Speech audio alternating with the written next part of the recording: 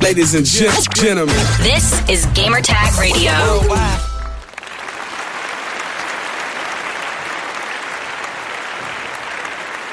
Hey everyone, this is Parris. I am here with Danny, and hello. We have some special guests here today from Stoic. As you can see, we are playing Towerborne, which is coming to Xbox in game preview on April 29th. So, Isaac, can you introduce yourself, please? Hi, I'm Isaac Torres, and I am the lead combat designer and lead live designer of Towerborne. Thank you so much for taking some time to. We're going to literally play Towerborne, and we're just going to walk through this right now. So, as some people may know, I've actually been playing Towerborne since it was on Steam early access, and now it's been wiped, so I have to start all over again, which is fine. But I'm actually very excited that it's coming to Xbox, because I just think with it also being a part of Game Pass, it's just going to open it up to more people to actually jump in and start playing. So I know you lead combat, but can you kind of tell some people, Isaac, what is Towerborne? What can people expect on April 29th? Yeah, absolutely. Towerborne is an action RPG. It's PvE, and it's 4 players. So basically, you are going out on quests, you're doing a whole bunch of different missions, and you're beating the hell out of a bunch of stuff with your friends. And, it's super fun. It's one of those kind of laid-back experiences where you can just kind of go to town on a bunch of enemies and have a great time. Fantastic. So I assume we're actually going to leave the tower and go out into the world and check out some of this combat. Yeah, absolutely. So you'll see the world map in just a moment that is quite expanded. So with the way the game works, whoever the host is of the party, in this case it's me, you'll have access to everything that they have done in the game. In this case, you'll see all of the things that I have unlocked, which includes all the bosses and stuff like that. And that's also what weapons too? And gear? No. So that will be your own progress. And basically, when you see the world map, it's whoever the host is.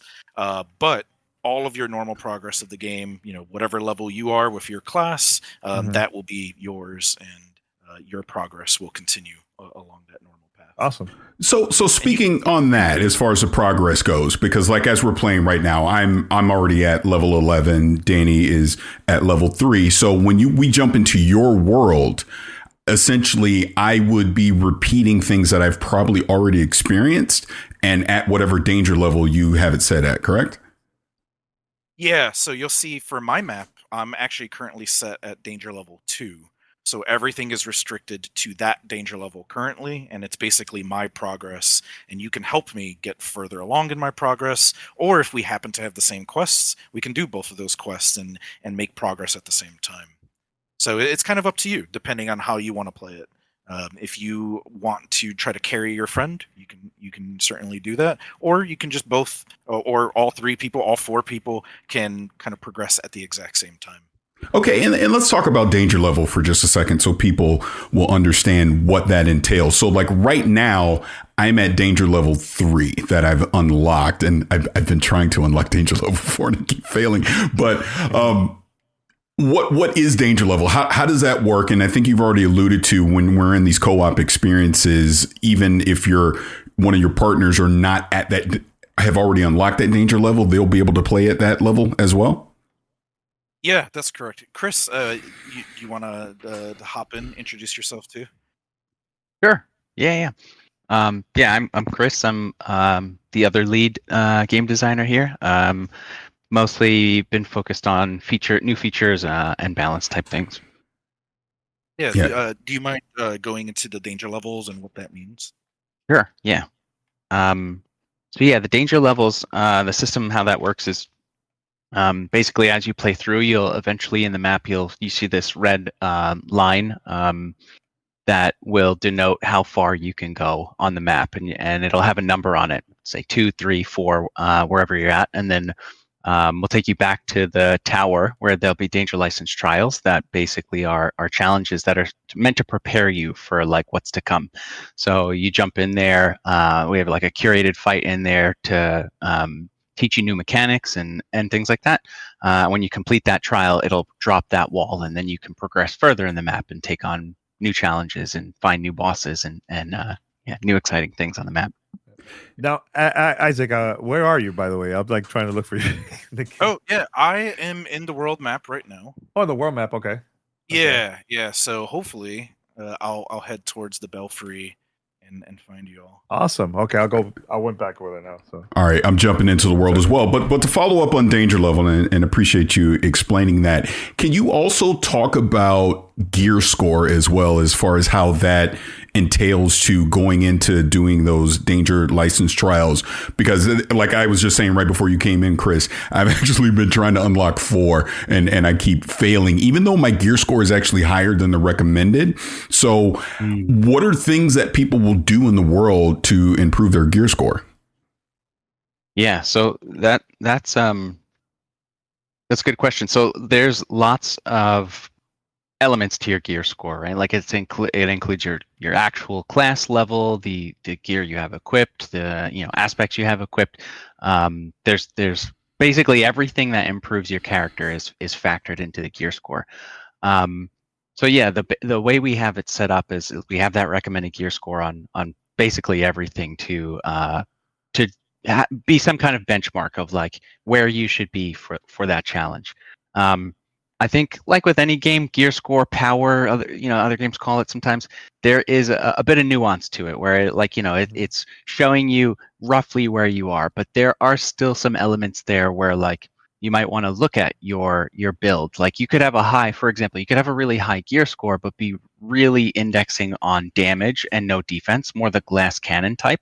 And that might be really challenging. So like, in that sense, we want to encourage players to like, take a closer look at their build and see if like, where's the difficulty there? And like, maybe you need to, refine your build or lean more into defense for a specific type of challenge kind of thing. Also, right now, Isaac, you just selected a mission for us to play now. Yeah. Awesome. So, which one is this? Because I didn't look at the.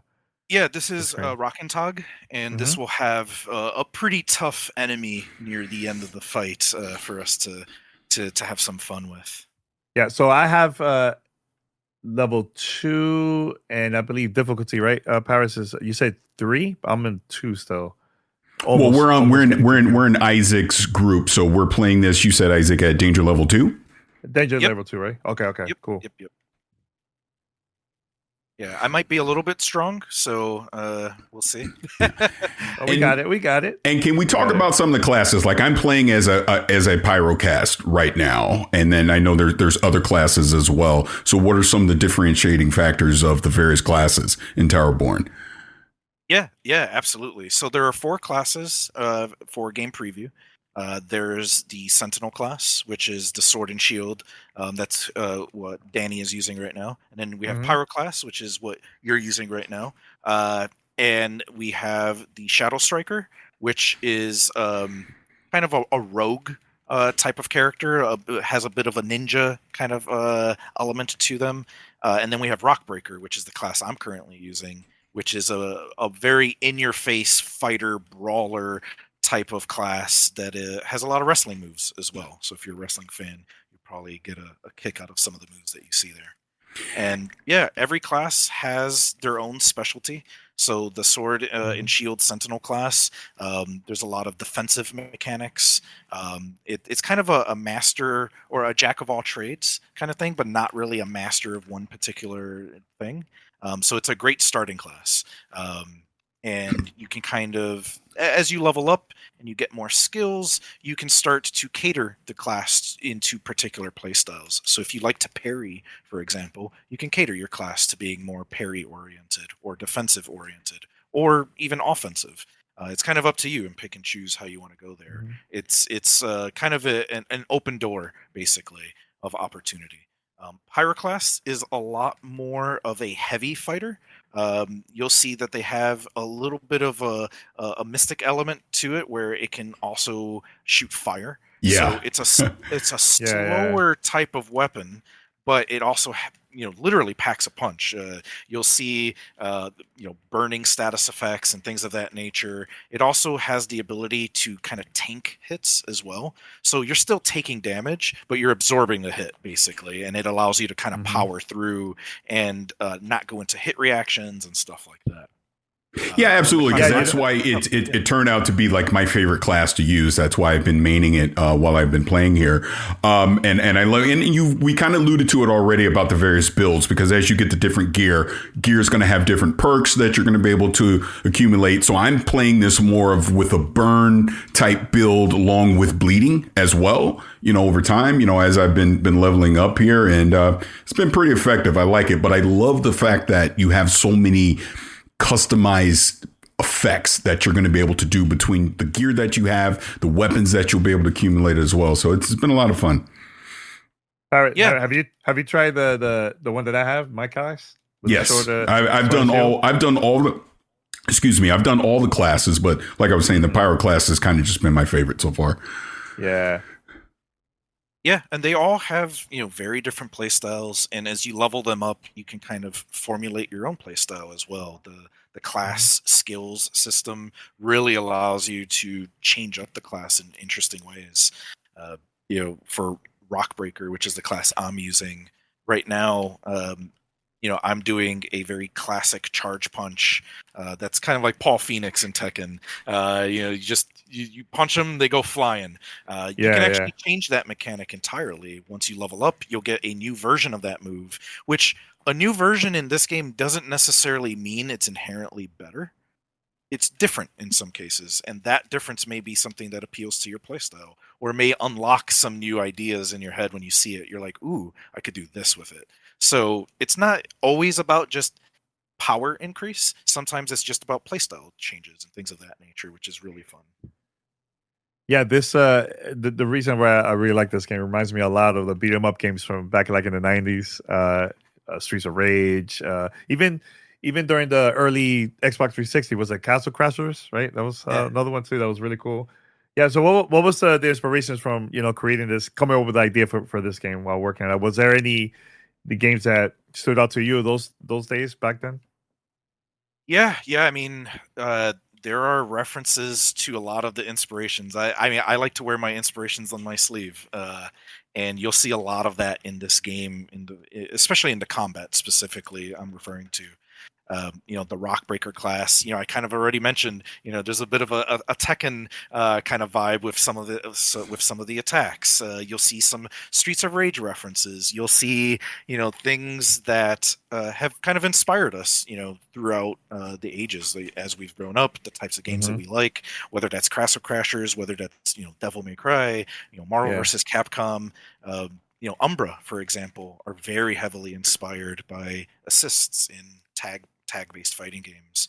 So it's one of those things where, in Marvel vs. Capcom, you pick your assist, and it gives you something new, right? It's something that your character doesn't normally have. Umbra work very similarly in this game as well. So yeah, there's inspirations everywhere, and it's not just action games or beat 'em ups. Sometimes RPGs as well. You'll see, there's a little bit of like Final Fantasy 14 in this game as well in many ways, which is really fun. But really, it is just like it's a collaboration of ideas, but kind of in its own way. We've taken inspiration from games, but kind of wanted to have our own take on it. That's really cool, and also. For the console version, is it? I know people have been asking if there's going to be local co-op in this too. Yeah. There's couch co-op, up to 4 players, and each of the 4 players can progress in the game just as they normally would, as if they weren't playing co-op. So yeah, you and your friend can have your own progression, go through the story in your own way, and have a lot of fun that way. So who's this mini boss we have here? Who's this? Yeah, this is the Rat/Bloodletter. This is a very infamous enemy in our current Steam early access. Yes. A lot of players have talked about this character. Oh my god. This is a tough one. He is tough. Yeah, he's the and when I've been trying to do the danger trial for 4, this is who it is, and then I keep running out of time. It's like I almost get him, and I run out of time. Oh my god, he got me really good right now. That spin attack is brutal. You mentioned the Umbras before, and I know you did a little bit of an explanation of what it is, but can you kind of go in detail of what the Umbras are here in Towerborne?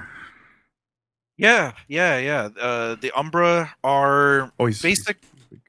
Yeah, the Umbra are basically your way to amplify your character. They are what give you your power. They are what give you your ability to do cool things. So I'm using a new Umbra, actually, Coretta, and what this Umbra does is it sets up bee traps.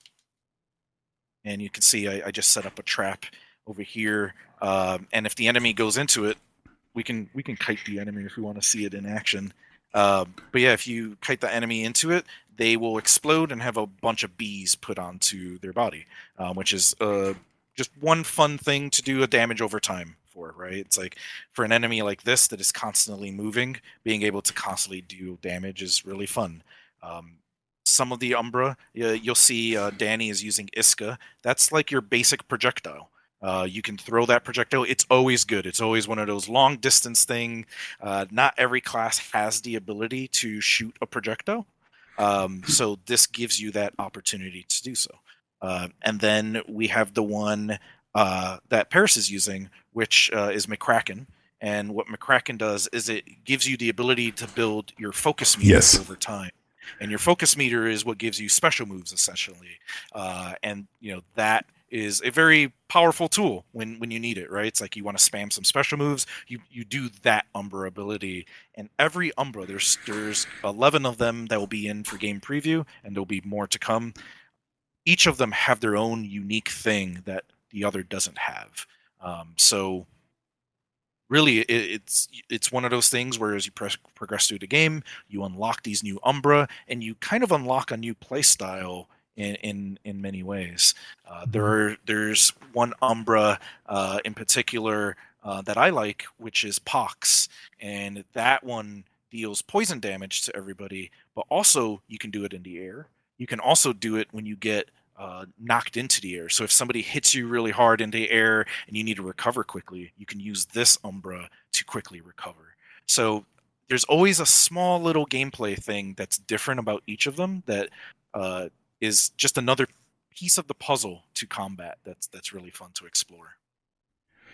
So yeah, it's meant to largely be part of your build too, where as Isaac was saying, it shapes the way you play, and if you're going for a poison build, like Pox poisons, so there's a lot of tie-ins there too. So speaking of another, again, just about builds and how people are going to be able to customize, their characters as they go through the game. I hope I'm saying this right. Aspects, as far as being able to implement those into your gears and weapons, if you can talk about that. Did I say that correctly? Aspects? Yeah. Okay. Yeah, sure. Yeah, I was like, aspects. Yeah, sure. Go for it. Yeah.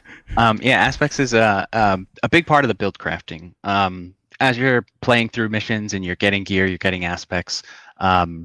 You'll see that aspects have perks on them. So they all have, like, gear as well has stats, and there's gear with gear set bonuses that are also like different more powerful perks.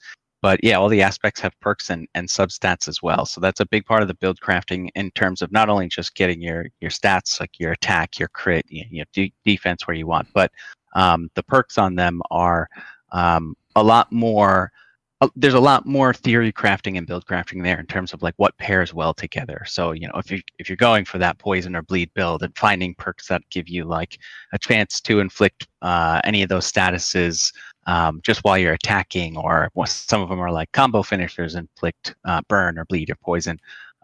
You can kind of start to mix and match and shape your build around that play style that you're going for. So we're gonna play another level. Yeah, we're waiting on you. Why don't you hit ready? Oh wait, sorry, I was fixing my character here. I gotta be prepared. Well, while he's doing that, I unlocked a bunch of stuff. Yeah, while he's doing that, can we kind of talk about cosmetics as well, and just some of the ways that you'll be able to acquire them in the game? Yeah, absolutely. So you'll see I'm actually wearing a cosmetic set right now. This is what was given in our founders pack. It has this very stoic kind of color scheme. It looks awesome.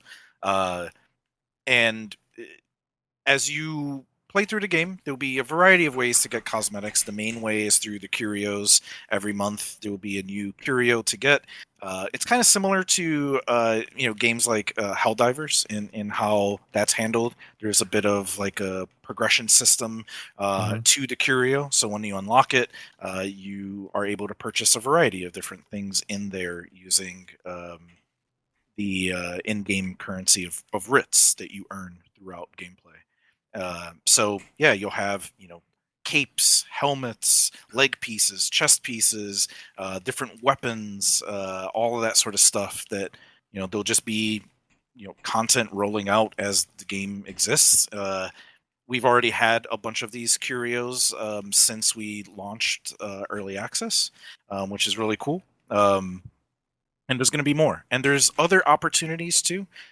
We'll actually have some stuff that come through limited time modes that we do. So in our last version update, we had a mode that we added called Time Trials, Courageous Time Trials. And in that mode, while you play it, you can earn new cosmetic pieces that way as well. So just play the game, you have a chance to unlock the new pieces, and you get some cool new stuff as a result of that.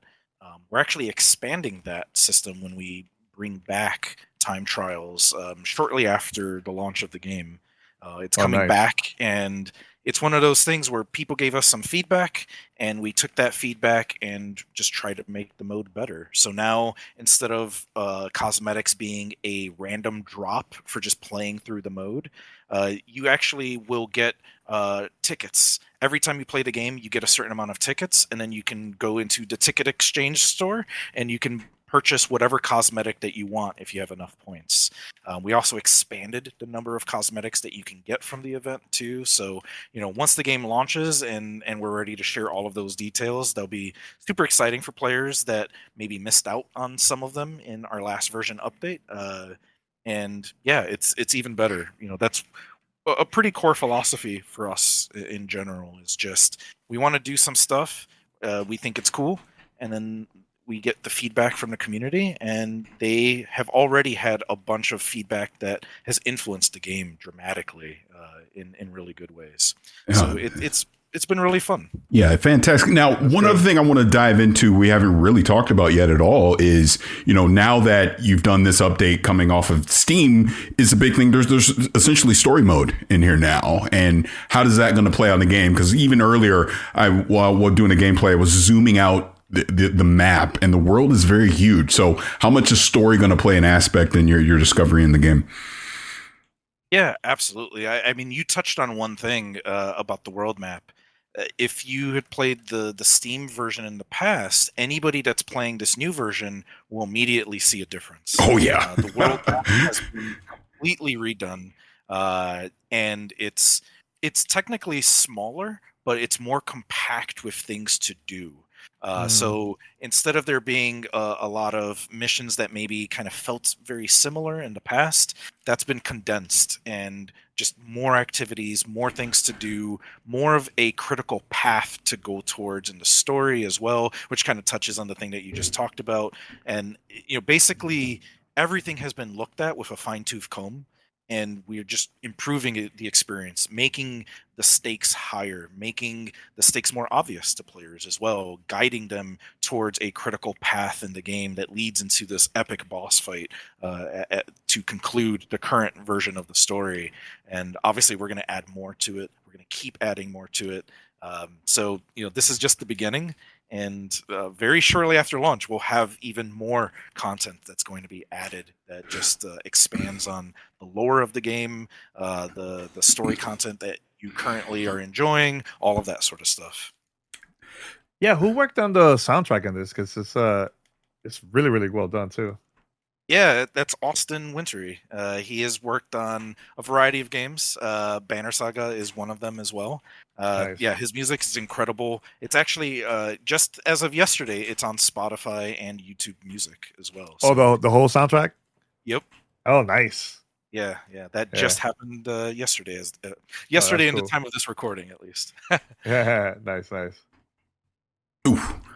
Yeah, this is the first boss that we actually tried out, Paris. The first time we played with you. At LA Gamescom. Gamescom. Yep. Yep. So speaking of bosses, kind of talk about that. So we'll definitely encounter some mini bosses, but we'll see some unique, big bosses like this, throughout the game as well, I would assume.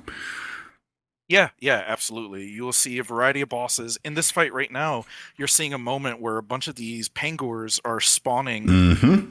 and they kind of serve as almost like a whack-a-mole type game. So, there's a lot of enemies that can spawn. However, you can prevent them from kind of over cluttering the environment. You can try to kill as many as you can, and you're incentivized to do that. So like right now, I'm over here playing the role of killing all the enemies while you guys tackle the boss fight. Right. Because the moment you have all the enemies in the playfield, it becomes a hell of a lot harder to play through.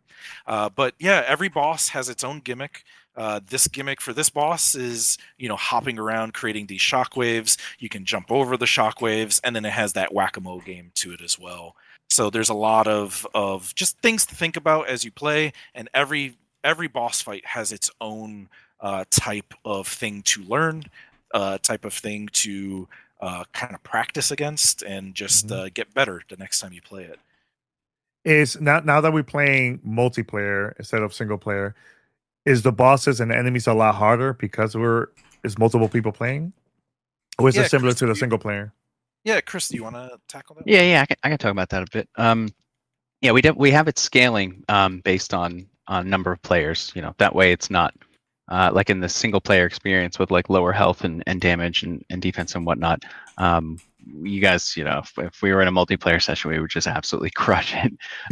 So yeah, it's a system is set to scale based on the amount of players to provide an adequate challenge, regardless of the player count. And that's also based on level for each character too. Well, it'll scale based on so like you're in whatever danger level that you guys selected, like with Isaac as the party leader. Okay. So yeah, the danger level factors into it as well, but yeah. Yeah, it is hard. Yeah. It is hard. Yeah. If you selected a slightly higher one and like I think you were saying before that your character was newer, you'll feel it. Yeah, it's one of those things too. Yeah, it's one of those things too where the higher the danger level, behaviors of enemies. Yeah, you can thank me. Oh, thank you. Yeah, I took him out. It was totally all you. Carried.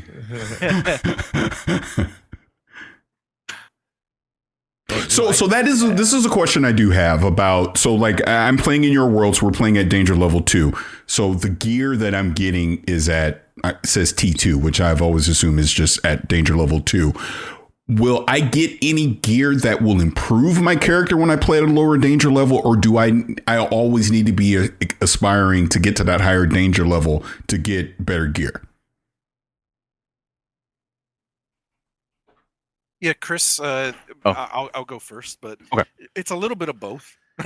Okay. So every time you get new gear, you may be getting better drops that maybe cater to a certain play style of yours that maybe your previous version of your gear didn't have.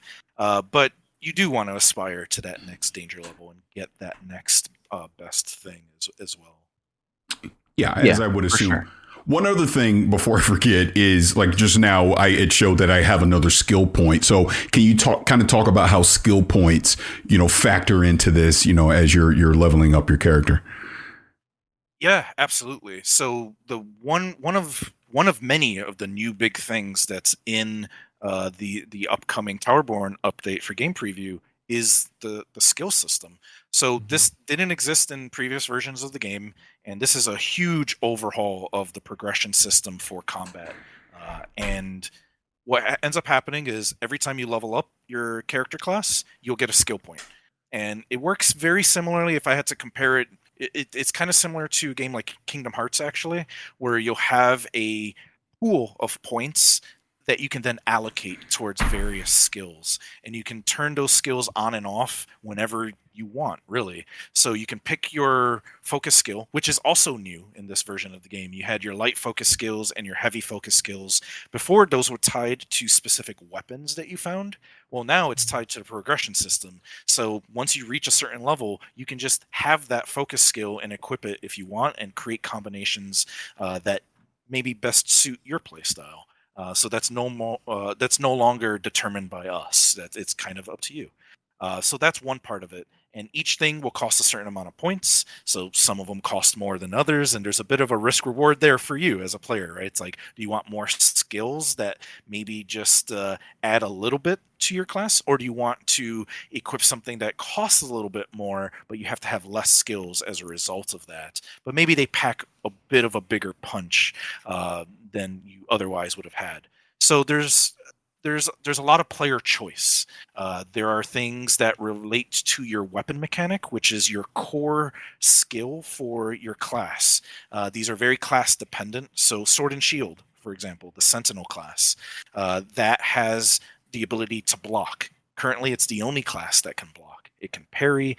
It can do other stuff too, though. So you can activate this mode called Valor, which is also new. Before, Valor used to be a thing that would automatically proc after you've reached a certain threshold. Well, that's different now. Now you can activate it. So it's kind of like a Devil Trigger in Devil May Cry type thing.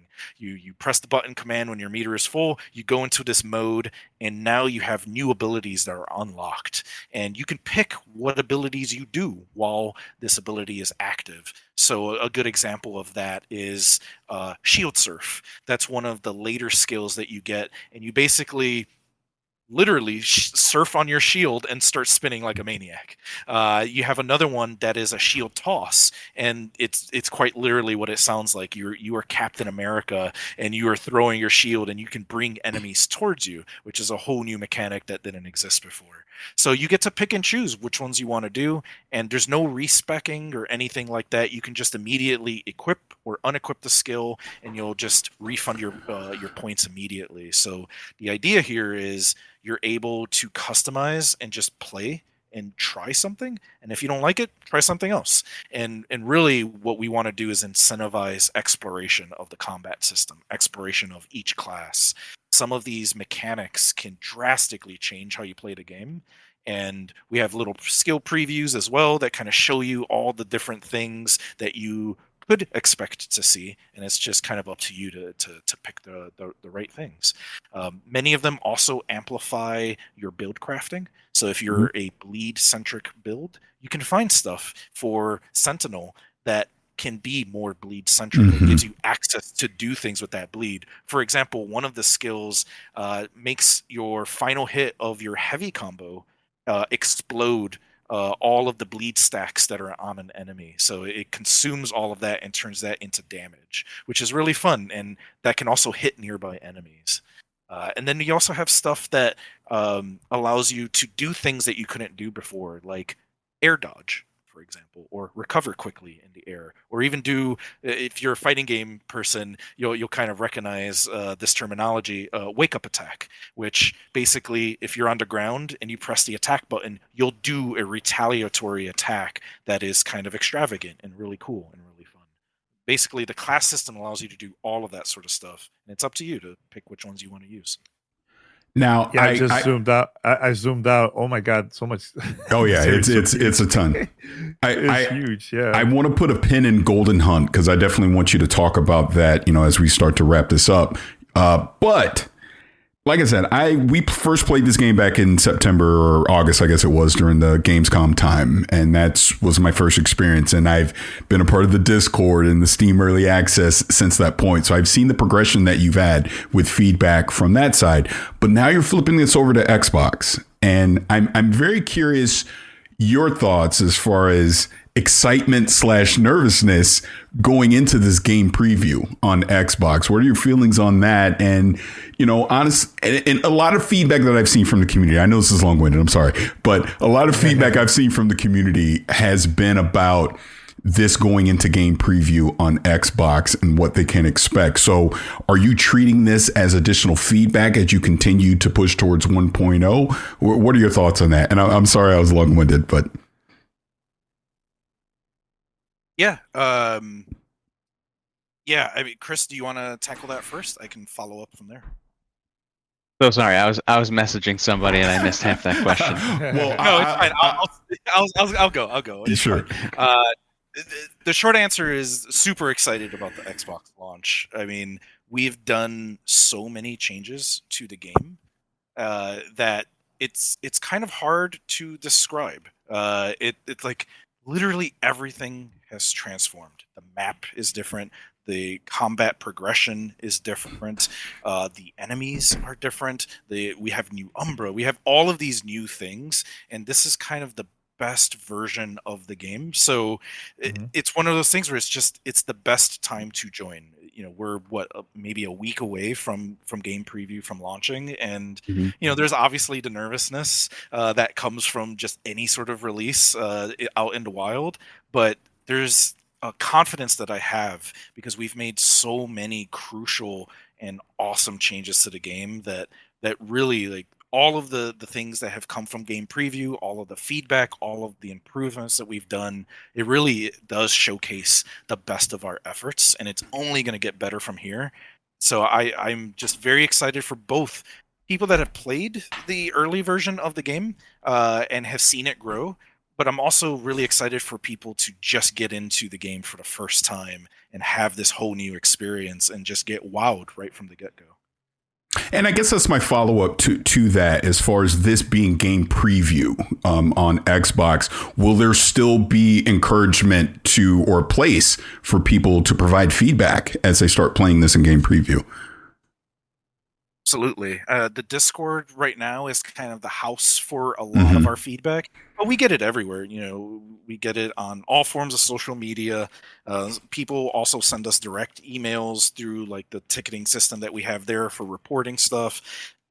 We have tons and tons of feedback avenues. Discord is definitely the best place to go for that. You'll also get an opportunity to play with the devs in Discord as well. Trisha, the CEO, she plays all the time with the community and hears all of the feedback, and all of that stuff gets filtered to us as well. A lot of us are very, very active on Discord, and if we're not active, we're still reading it. Right. Yeah, it's very communal in that kind of way. A lot of really awesome things have happened. We've also had some of the community members even play some content early to give us some feedback and help us shape what the future of the game is as well, which is really exciting and fun.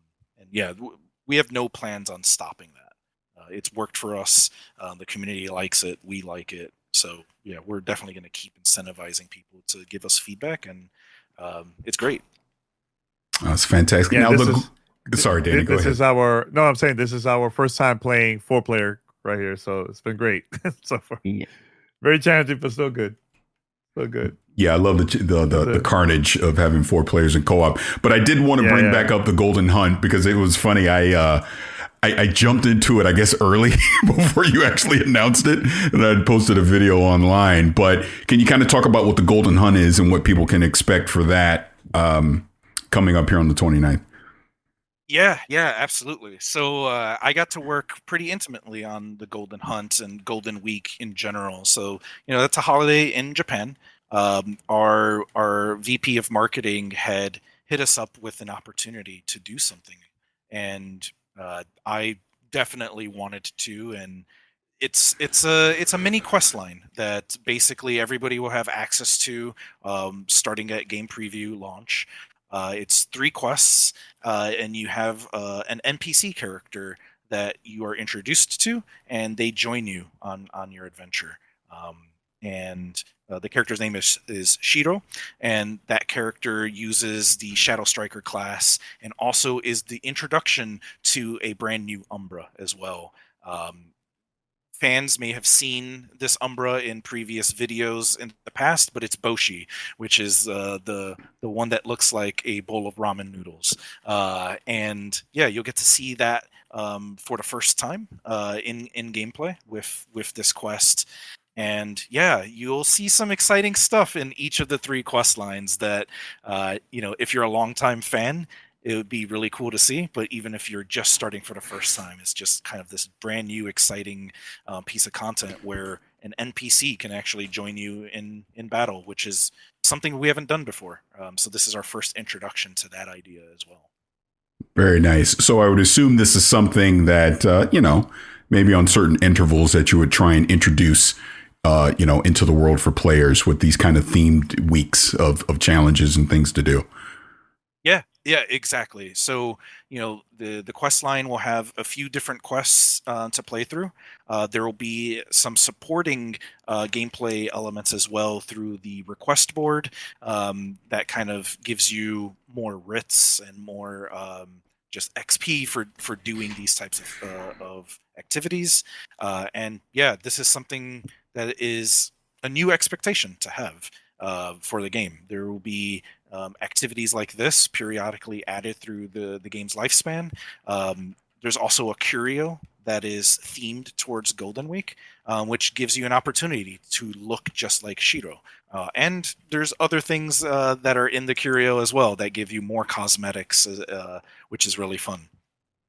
So yeah, this is a bit of a thing that I think as we progress through the life of the game, you're going to see more of this. So once again, just going back to feedback, this is another perfect opportunity for players to give us feedback after they've played the quest. What did they like? What would they like to see? Things like that. We're always listening because we want to do more stuff like this, and we have more stuff planned. And yeah, hopefully everybody enjoys the hunt, so to speak. Yeah, it's going to be exciting seeing people's reaction once they start playing this next week. Yeah, I mean, just the sentiment that I've seen from the community over the past few months with this game is there's definitely an anticipation for it. And that was kind of, I guess frustration might not be a strong word, but people seeing it on Steam and was just waiting for it to come on Xbox. And I know you as a studio had your reasons for starting on Steam, but yeah, I fully expect to see a lot of people on the 29th jump in and give this a try. And like we're doing right now with this 4-player co-op, it's just a blast to play. Yeah. So I remember this enemy right here. Mm-hmm. He was a pain for the first time I tried to beat him. Yeah. Yeah. Yeah, this is definitely one of those enemies where like the attack timing is something you have to learn and get used to for sure. Yeah, and the shield too he has. It's pretty good. Yeah, and when you fight this enemy at a different danger level, they start doing new tactics too. So you may learn how to do this fight at danger level 2, but then suddenly you're at danger level 3 or level 4, and now you have to kind of use different tactics, which is also really fun. So I guess that is a question, because I know we're up to danger level 5 on this. Is that, all right, we're in game preview, we're at danger level 5, or could we expect that difficulty to continue to go up, as we, get towards 1.0 of Towerborne? Yeah, that's a great question. There's nothing to announce right now, but, I think there's like a natural progression of logic that we can apply here. It's right. Like, hey, we have up to 5, should we have a 6? Should we have a 7? Mm-hmm. I'd like to also hear the community's feedback on that. It's one of those things where, we can easily just keep expanding content in whatever way makes sense for the game. So if players want to see a danger level 8, we should look into that and we should see what we'll do. We may already have some plans for some stuff in that area of the game, but just, we'll see. Please be excited is the way that I would say it. Great job, everyone. Yeah, great job. And I think we're like right at time as well. So perfect time. That was perfect. Yeah. Well, again, anything else, Parris? That's it? No, I think that's all the questions I have. I think I've remembered everything I wanted to ask. But Isaac and Chris, I do appreciate you taking some time to kind of walk us through Towerborne and answer our questions about it. Like I said, again, it's coming out on April 29th on Xbox. It'll be as part of Game Pass. It's already on Steam, so people can jump in and check that out. So I'm really looking forward to seeing more people get a chance to check out, some of the new features that you've added with the stories, the quests, the weapons, the gear, all of that. It's been a blast to play over the past few months, and it's only getting better. So again, thank you for your time. Yeah, thank you. Yeah, thanks for having us. Thank you.